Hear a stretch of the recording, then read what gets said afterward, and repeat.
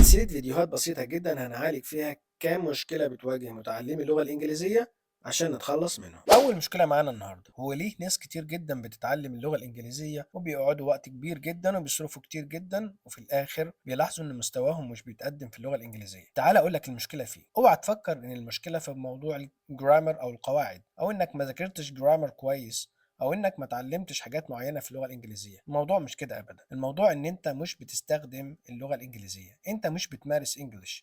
فإزاي هتتعلم English بشكل مظبوط؟ You don't learn English by studying it. You learn English by using it. يعني أنت مش بتتعلم إنجليزي أو مش هتتعلم English غير لما تبدأ تستخدمه في حياتك.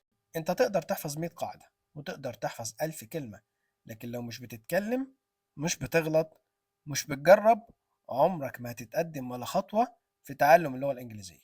Even with mistakes, people will understand you. لو حاسس فعلا إن المشكلة دي عندك، اكتب لي يس في الكومنتس. ولو عايز تتعلم انجليش بشكل عملي وبسيط، تابع القناة. اللي جاي مهم جدا.